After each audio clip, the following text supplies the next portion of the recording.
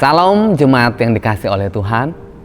Pada Pastoral Notes kali ini saya akan menyampaikan sesuatu yang berhubungan dengan uang. Nah, saya percaya setiap kita pasti pernah tahu dan mengenal seorang petinju yang bernama Mike Tyson. Pada tahun 80 sampai 90-an, dia merupakan salah satu atlet tinju yang begitu populer dan sangat terkenal. Bahkan dia punya status sebagai raja ring tinju. Dan kesuksesan yang begitu luar biasa. Dia berhasil mengumpulkan uang kurang lebih 400 juta dolar. Kurang lebih 3,4 triliun. Bahkan dia pernah dibayar sekali naik ring kurang lebih 470 miliar. Dengan kekayaan yang begitu besar, petinju yang berjuluk si leher beton ini, dia masuk ke jajaran atlet terkaya di dunia. Tetapi dengan kekayaan yang begitu luar biasa, berlimpah-limpah, dia menjadi buta dan lupa diri.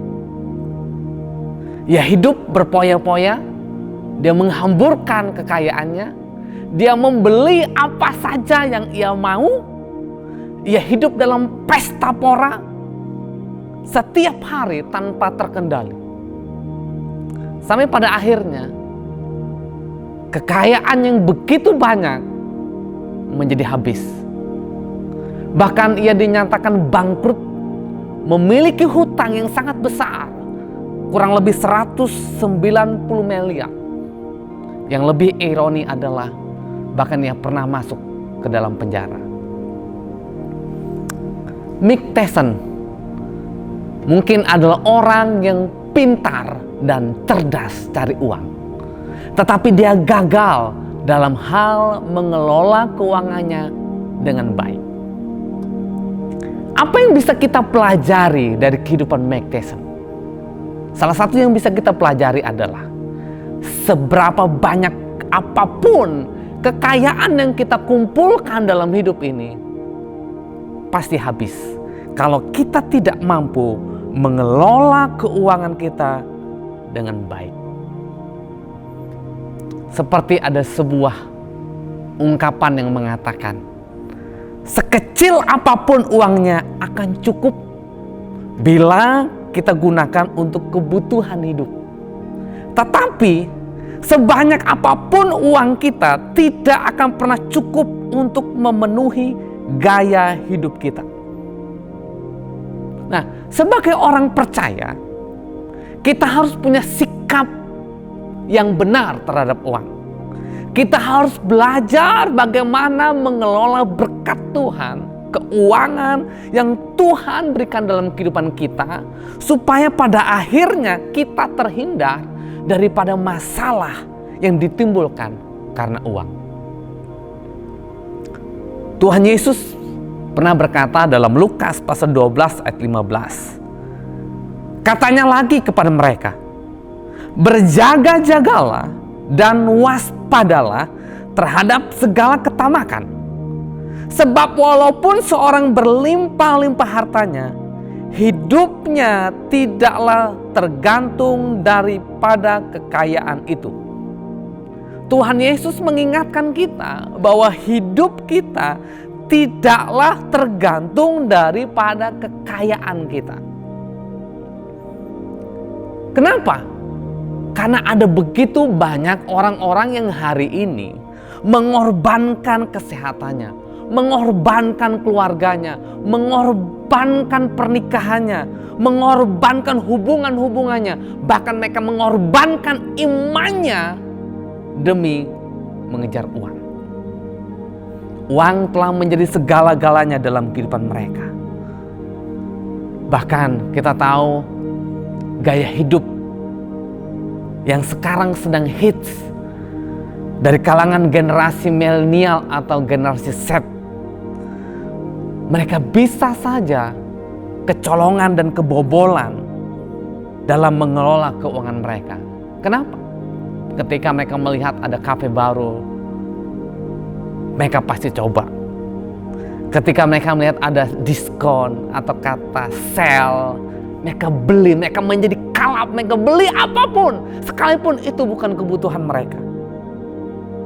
Ketika mereka pengen nonton film, mereka langganan Netflix yang hari ini sedang populer. Ketika ada spot baru, tempat rekreasi baru, mereka berusaha masuk ke sana sekalipun mahal. Mereka paksakan keadaan.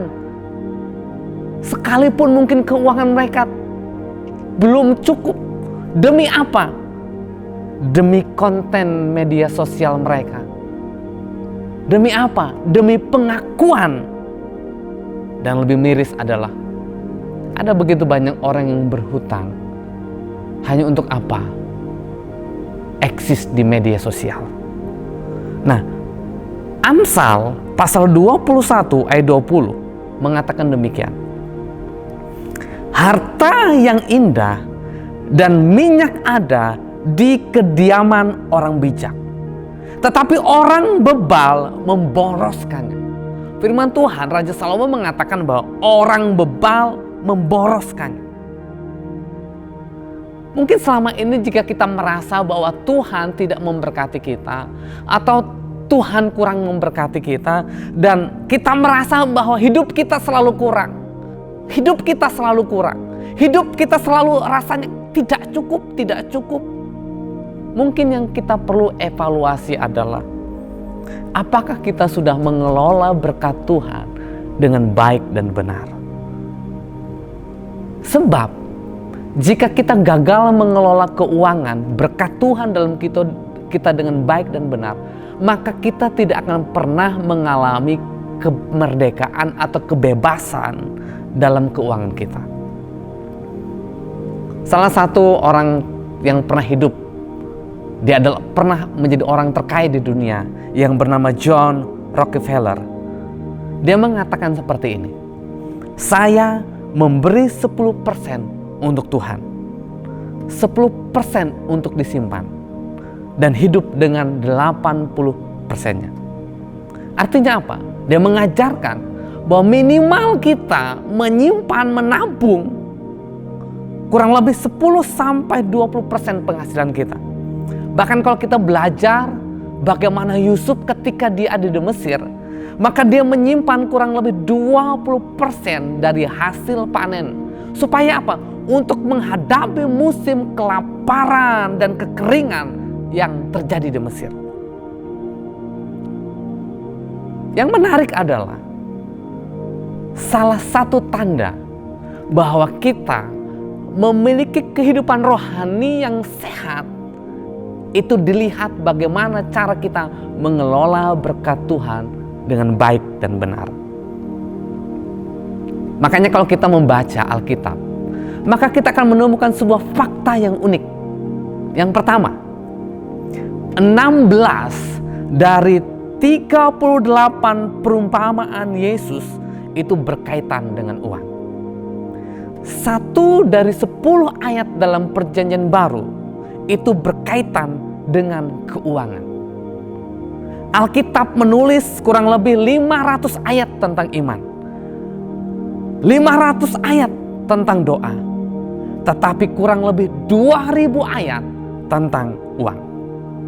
Jadi, kita bisa menyimpulkan bahwa mengelola berkat Tuhan, mengelola berkat Tuhan, keuangan yang Tuhan percayakan dalam kehidupan kita adalah sesuatu yang alkitabiah dan sangat penting untuk kita praktekkan dalam kehidupan kita. Sebab jika tidak, uang bisa menjadi tuan yang jahat dalam kehidupan kita. Sehingga ada orang yang berkata bahwa uang adalah raja dunia. Tetapi jika kita mampu melihat uang dari sudut pandang Alkitab dan mengelolanya dengan baik dan benar, maka uang bisa menjadi hamba yang baik, di mana kita bisa menjadikan uang sebagai alat menjadi berkat, menolong bagi banyak orang, memperluas kerajaan Allah di dunia ini, sehingga kita bisa mengumpulkan harta di sorga. Jadi Bapak Ibu yang terkasih dalam nama Yesus Kristus, mengelola keuangan dengan benar adalah sebuah pilihan yang sangat penting harus kita ambil. Pada akhirnya, yang terpenting mengenai uang adalah bukan berapa banyak yang berhasil kita kumpulkan, tetapi berapa banyak yang bisa kita persembahkan bagi Tuhan. Dan kita bisa gunakan untuk menjadi berkat bagi banyak orang. Mari kita minta Roh Kudus untuk memberikan kepada kita buah roh, yaitu penguasaan diri. Sehingga kita mampu menguasai diri kita dalam hidup ini. Kita mampu hidup berpadan dengan yang ada. Dan mampu mencukupkan diri kita dengan berkat-berkat Tuhan. Sebagai statement saya yang terakhir, saya mau mengutip pernyataan dari hamba Tuhan bernama John Wesley. Hasilkan sebanyak yang kamu bisa. Hemat sebanyak yang kamu bisa. Investasikan sebanyak yang kamu bisa. Berikan sebanyak yang kamu bisa. Kiranya Tuhan Yesus memberkati kita semuanya. Amin.